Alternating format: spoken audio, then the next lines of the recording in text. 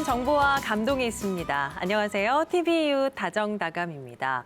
새해가 밝은 지 벌써 일주일이 다 돼 가는데요. 한 해 한 해 지나면서 내 의지와 상관없이 나이가 드는 것처럼 막을 수 없는 게 하나 있죠. 바로 노화입니다. 나이가 들면서 우리 몸 곳곳에서 노화 현상이 일어나는데요.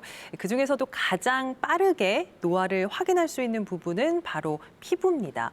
다른 기관들과 다르게 365일 햇빛에 노출이 돼 있다 보니까 노화가 더 빠르게 나타날 수밖에 없다고 하죠. 그래서 이번 주 알면 알수록 건강 지식이 쌓이는 의학 알지 시간에는요. 다양한 피부 질환에 대해서 살펴보려고 하는데요. 그중에서도 피부 색소에 의해서 나타나는 색소성 피부 질환에 대해서 알아보겠습니다. 세종충남대병원 피부과 전문의 홍지영 교수 나오셨습니다. 어서 오세요. 반갑습니다. 네, 안녕하세요. 네, 교수님, 색소성 피부 질환 정확히 어떤 질환인가요? 네, 색소성 피부 질환은 정상 피부보다 색소가 짙어지거나 혹은 옅어지는 병변 자체를 통칭하는 명칭입니다. 일단 피부의 색깔은 이 멜라닌, 혈관의 분포, 또 각질층의 두께 등에 의해서 결정이 되는데요. 네. 그중에서도 멜라닌이라고 부르는 색소가 주된 역할을 합니다. 그래서 주변 피부에 비해서 상대적으로 멜라닌 색소가 감소하거나 혹은 없어지면 색깔이 빠지는 저색소증이 일어나게 되고, 반대로 색소가 비정상적으로 증가하면 색이 진해지는 과색소 침착이 생기게 됩니다. 예, 그러니까 멜라닌이 주된 원인이고 멜라닌이 감소하거나 증가함에 따라서 발생을 하는 질환이다. 이렇게 저희가 이해를 하면 되겠네요. 그러면 색소성 피부 질환의 종류는 어떤 것들이 있을까요? 네, 종류가 굉장히 다양하게 있는데요. 저색소증 같은 경우에는 대표적인 질환으로 백반증이 있습니다. 백반증은 여러 가지 원인에 의해서 이 멜라닌 색소를 만들어내는 멜라닌 세포가 파괴되거나 혹은 그 기능에 결함이 생길 때 발생을 하게 되는데요. 가렵거나 아프거나 이런 자각 증상이 없이 사진에 보시는 것처럼 피부에 다양한 크기의 탈색반이 발생을 하게 됩니다. 네. 반대로 색깔이 짙어지는 과색소 침착의 대표적인 질환으로는 잘 알려진 기미가 있습니다. 기미는 암갈색 정도의 색소반이 대체로 대칭적으로 광대를 비롯한 얼굴 부위에 발생을 하게 되고요. 또 유사하게 보일 수 있는 질환으로 후천성, 양측성 오타 모반이라고 부르는 아부놈이 있습니다. 기미와 유사한 병변 형태를 보일 수 있지만 대체적으로 분포를 보시면 네. 눈 주변으로 광대를 감싸듯이 형태가 생기게 되고, 기미보다는 조금 더 푸르스름하게 보이는 청갈색이나 청회색의 반점이 발생을 하게 됩니다. 네. 또 자주 접하셨을 과색소 질환 중에서 주근깨가 있습니다. 대표적인 주근깨 환자가 빨간 머리 N을 생각하시면 네, 그렇죠. 되는데요. 한 1, 2mm 정도 크기로 연갈색의 반점이 마치 깨가 박히듯이 이렇게 나타나고 대체로 어린 나이에 생겼다가 이 나이가 들면서는 점차 옅어지는 형태를 보입니다. 예. 흑자라는 질환은 용어는 조금 생소하실 수 있는데 주변에서 굉장히 흔하게 보실 수 있는 피부 병변입니다. 주로 좀 연세가 있으신 분들의 얼굴이나 손등과 같은 햇빛 노출 부위에 나타나는 경우가 많고, 짙은 갈색으로 반점이 발생을 하게 됩니다. 네. 그 외에도 또 이제 거친 표면을 가지고 각질이 일어나는 양상의 지루각화증, 우리가 흔히 검버섯이라고 부르는 피부 질환도 진한 색소를 동반할 수 있습니다. 예, 기미 주근깨 정도만 생각을 했는데 종류가 정말 다양하네요. 그래서 그런지 사진으로 보면서 설명을 해주셨는데도 사실 어떤 게 기미고 어떤 게 주근깨고 이런 걸 저희가 구분하기가 어려울 것 같아요. 혹시 구분할 수 있는 쉬운 방법이 있을까요? 색소 질환 같은 경우에는 저희 같은 피부과 전문의들이 보기에도 딱 명확하게 알기가 어려울 정도로 좀 모호한 질환들이 있습니다. 네, 네. 대신에 이제 피부 병변의 단순한 색조나 분포 이런 것뿐만 아니라 환자분들이 호소하시는 어떤 임상 양상이라던가 질환의 경과 등을 보면서도 진단에 도움을 받을 수가 있는데요.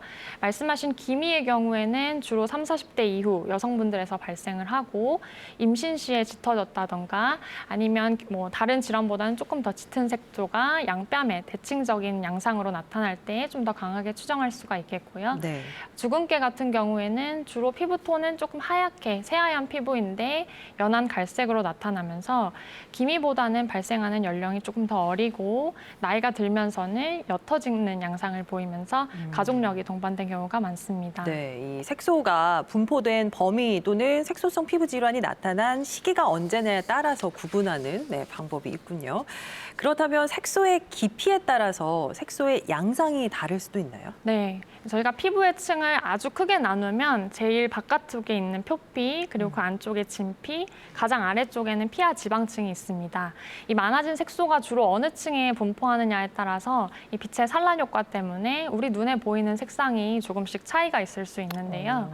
이 멜라닌 색소가 비교적 상층 부인 표피에 존재하는 경우에는 좀 탁한 갈색을 보이게 되고 네. 아주 집중되어 있으면 까만 점처럼 보일 수 있습니다. 반면에 진피 쪽으로 내려가서 깊이 자리를 잡게 되면 청회색으로 보이게 됩니다. 예. 색소성 피부 질환이라는 단어만 들으면 우리가 살면서 피부에 축적된 색소 때문에 생기는 질환이 아닐까라는 생각을 하는데 선천적인 경우와 후천적인 경우로도 나눌 수 있다고 하더라고요. 예. 네, 맞습니다. 대표적인 선천성 과색소 질환으로는 몽고 반점을 꼽을 수 있습니다. 아, 아기들이 가지고 있죠. 네, 갓 태어난 아기 엉덩이 부위에 이렇게 청회색으로 커다란 반점이 나타나는 것을 보신 적이 있으실 텐데요. 이러한 몽고 반점은 선천성 진피 멜라닌 세포증에 속하게 됩니다. 그 외에도 밀크커피 반점 등은 태어날 때부터 선천적으로 존재하는 경우가 흔하게 있습니다. 이에 반해서 기미나 일광 흑자 등은 후천적으로 자외선 노출 등의 영향을 받아서 발생하는 과색소 침착 질환이 되겠습니다. 네. 그러면 유전적인 부분은 어떤가요? 색소성 피부 질환도 유전적인 원인이 있나요? 네, 일부 질환에서 유전적인 소인이 관여를 하는데요. 백반증의 경우에는 대략 한 30% 정도에서 가족력을 보이는 것으로 알려져 있고 또 주근깨의 경우에는 상염색체 우성 유전을 하는 경향을 보이기 때문에 어느 정도 가족력이 있습니다. 백반증이나 주근깨의 경우에 유전적인 원인이 있군요. 선천적인 이유나 유전적인 이유 말고 외부적 요인으로 또 색소성 피부 질환이 발생하는 그런 경우도 있을까요? 네, 대표적으로 릴 흑색증이라고 불리는 질환이 있습니다. 이 질환은 중년 정도의 여성분들에서 갑작스럽게 얼굴이나 목 부위로 이 그물 모양의 색소 침착을 보이게 되는데요. 네. 색상을 보시면 회갈색이나 잿빛의 짙은 색소 침착을 보이게 됩니다. 또 일부에서는 가려움증이나 홍반을 동반하는 양상을 보이는데요. 이 질환은 향수와 같은 화장품에 의한 색소성 접촉 피부염이 그 원인으로 알려져 있습니다. 네. 특히 최근 국내에서는 해나 염색을 하신 이후에 발생하신 케이스가 많이 나타나면서 이 중요한 발병 원인 중에 하나로 꼽히고 있기 때문에 좀 주의하셔야겠습니다. 네, 화장품이라든지 또는 염색으로도 색소성 피부 질환이 발생하는 경우가 종종 있다고 하니까 어떤 제품을 선택할 때 나에게 맞는 성분인지 혹시는 위험하지는 않을지 또 주의해서 사용하셔야 될 것 같습니다. 또 한 가지 궁금한 게요. 이 검버섯의 경우는 주로 연령층이 좀 높은 층에서 많이 나타나는 노화 증상 중에 하나다. 이렇게 많이 알려져 있는데 이렇게 피부 노화의 증상이라고 할 만한 색소성 피부 질환은 어떤 게 있을까요? 일단은 피부 노화는 우리가 나이를 먹으면서 자연스럽게 생기는 생리적인 노화인 내적인 노화가 있고 그 외에 피부 건조나 자외선과 같은 환경적인 원인에 의해서 이 외적 노화가 촉진이 됩니다. 이 중에서도 자외선 노출로 인한 피부의 변화를 우리가 광노화라고 하는데요. 네. 광노화된 피부의 가장 큰 특징은 피부가 건조해지고 또 거칠고 굵고 깊은 주름이 나타난다는 것입니다. 또 노인성 흑자가 발생할 뿐만 아니라 좀 불균칙하게 색소가 침착이 되는 부위가 생기고 탈색이 되기 때문에 네. 좀 불균질한 색소 분포를 보이게 되고요. 또 모세혈관이 늘어나면서 마치 뱀이 기어가는 양상처럼 혈관이 늘어나는 것을 볼 수 있습니다. 뿐만 아니라 검버섯이나 광선 각화증, 나아가서는 피부암 등이 동반될 수 있습니다. 예, 노화의 가장 큰 원인 바로 자외선이었군요. 자외선 차단의 중요성을 오늘 또 한 번 느끼게 됩니다. 지금까지 선천적, 후천적 요인에 의한 따른 색소성 피부 질환이 어떻게 나눠지는지를 알아봤는데요. 종류가 다양한 만큼 또 치료 방법도 다양할 것 같습니다. 색소성 피부 질환은 어떤 식으로 치료할 수 있을까요? 네, 대표적인 저색소 질환인 백반증의 경우에는 이 국소 스테로이드나 면역 조절제를 탈색 부위에 도포해서 다시 색소가 들어오도록 치료를 하게 되고요. 엑시머 레이저나 전신 광선 기계 등을 이용해서 광선 치료를 일주일에 한 번, 두 번 정도를 지속적으로 시행함으로써 병변의 호전을 유발할 수 있습니다. 네. 또 비교적 안정화된 병변에서는 표피 이식 등을 비롯한 수술적인 방법을 시행하는 경우도 있습니다. 반면에 색깔이 짙게 들어오는 과색소 질환의 경우에는 색소 깊이에 따라서 토닝이나 엔디아그, IPL과 같은 레이저 시술을 시행하실 수 있고요. 경우에 따라서는 미백 연고 등을 도포해서 도움을 받을 수 있습니다.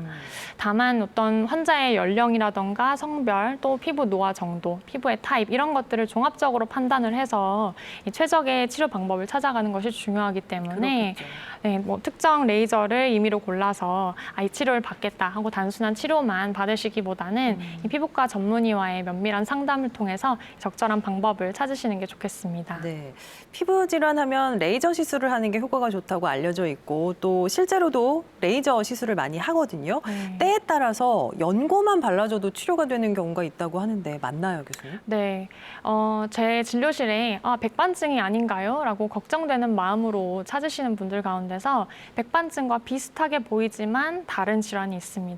바로 백색 비강진인데요. 네. 얘는 비록 희끗하게 얼룩 형태를 보이기는 하지만 이 습진에 의해서 색소가 떨어지는 것이고 또 피부 건조에 의해서 악화되는 것으로 알려져 있습니다. 네. 그래서 이런 경우에는 엑시머 레이저 등이 필요치는 않고 보습제를 충분히 바르면서 심한 경우에는 국소 스테로이드를 단기간 도포하는 것으로도 호전되는 경우가 많습니다. 또 색소가 몸에 얼룩덜룩 이렇게 올라와서 내원하시는 분들 중에서 어루러기가 굉장히 흔하게 있는데요. 어루러기요? 네, 네. 어루러기는 말라세치아라는 균에 의한 피부 감염증입니다. 그래서 주로 20대에서 40대 정도 성인의 앞가슴, 등, 겨드랑이 부위에 잘 생기는데요. 주로 땀을 우리가 많이 흘리는 여름철에 좀 더 악화되는 경우가 많고 경우에 따라서는 색깔이 진해지기도 하지만 색이 빠지는 경우도 있습니다.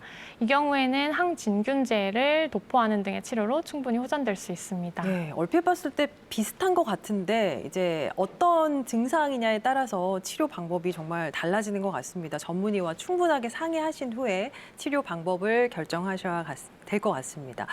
요즘 그리고 피부 미용 목적으로 레이저 시술 받는 분들이 참 많으시거든요. 네. 이런 경우에 색소성 피부 질환을 가지고 계신 분들과 치료 방법이 같진 않겠죠? 네, 우선은 피부 미용을 목적으로 사용하시는 레이저들은 이 색소뿐만 아니라 어떤 피부의 탄력이나 모공, 주름 등에 대해서 효과를 보이는 레이저를 비롯한 고주파기기 이런 것들을 사용하는 경우가 흔하게 있고요.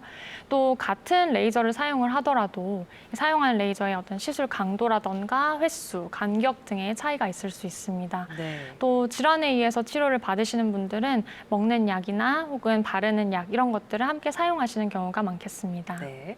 자, 색소성 피부 질환의 종류와 치료 방법에 대해서 알아봤습니다. 이번에는 색소성 피부 질환에 관련된 오해와 진실에 대해서 살펴보도록 하겠습니다. 자, 첫 번째입니다.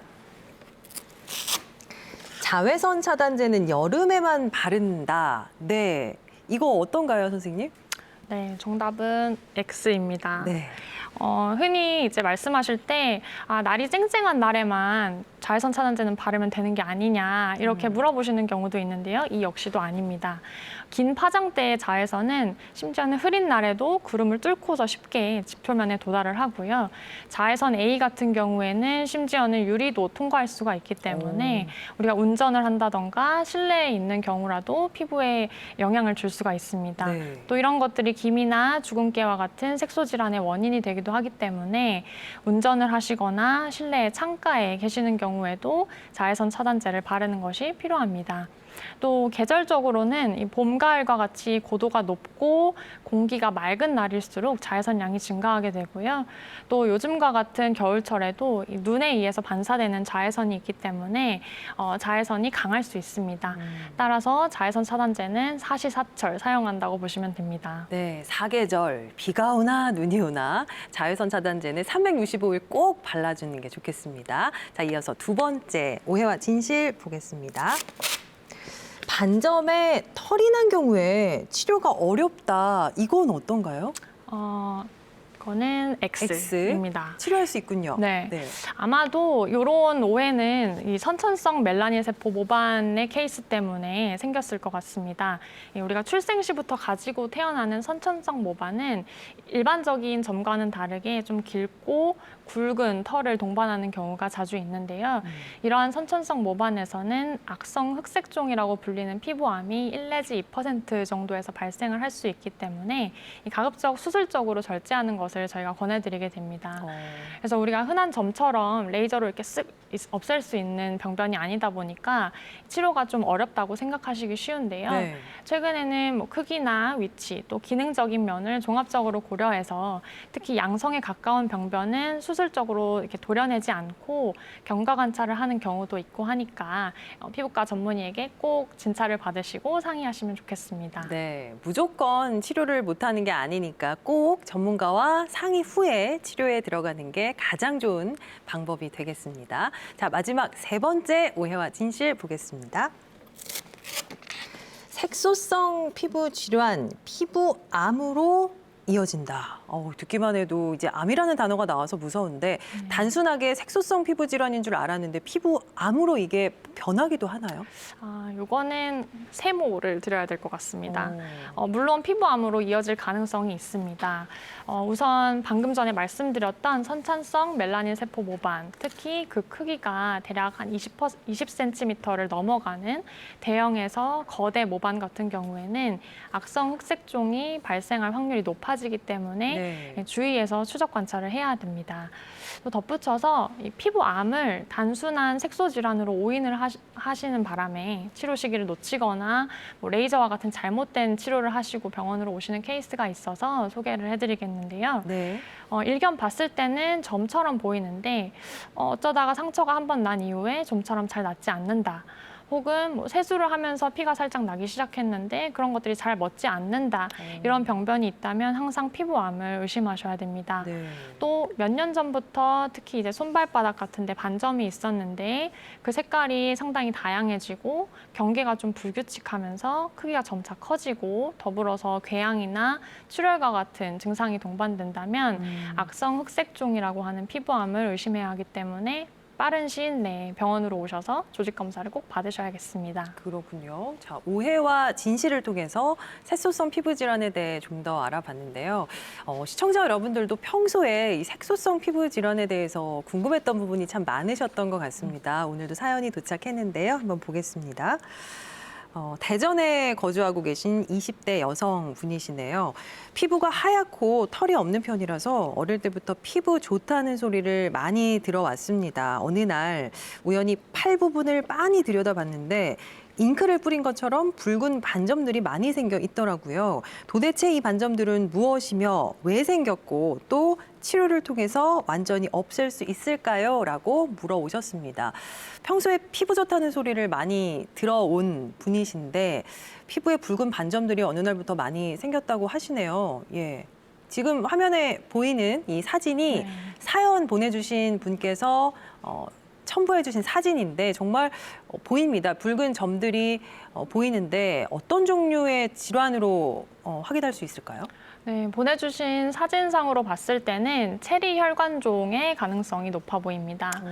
체리 혈관종은 말 그대로 체리 색상으로 좀 선홍색을 띠면서 약간 광택이 있는 점이 발생하는 것인데요. 대체적으로 나이가 들면서 개수가 점점 늘어나기 때문에 피부의 노화와 연관성이 있는 것으로 보고 있습니다. 다만 걱정하시는 것과는 다르게 어떤 건강상의 위해를 주는 병변은 아니기 때문에 좀 좀 지켜보셔도 되고요. 대신에 뭐 미관상 좀 보기 싫다 하시는 경우에는 레이저 등으로 쉽게 태워서 없애거나 또 냉동 치료, 전기 소작술 등이 가능합니다. 네, 건강에는 큰 문제가 되는 피부 질환은 아니라고 말씀해 주셨습니다. 다행이네요. 그럼에도 불구하고 또 자꾸 신경이 쓰이신다고 하면 말씀해 주신 것처럼 레이저 시술을 한번 받아보시는 게 좋겠습니다. 자, 두 번째 사연 또 만나보겠습니다.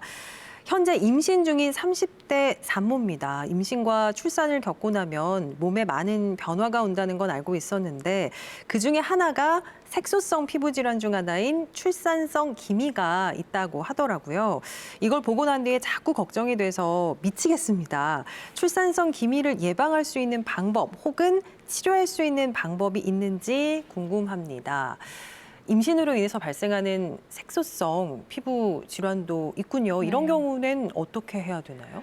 네, 임신 중에는 기본적으로 에스트로겐이나 프로게스테론, 또 멜라닌 세포, 자극 호르몬 등이 증가하기 때문에 임신선과 같이 색소 침착이 동반되는 경우가 흔하게 있습니다. 네. 보고에 따라서 조금 차이는 있지만 임산부의 대략 한 70% 정도까지는 얼굴에 기미가 발생하는 것으로 알려져 있는데요. 이는 햇빛에 노출되면 더욱 악화될 수 있습니다.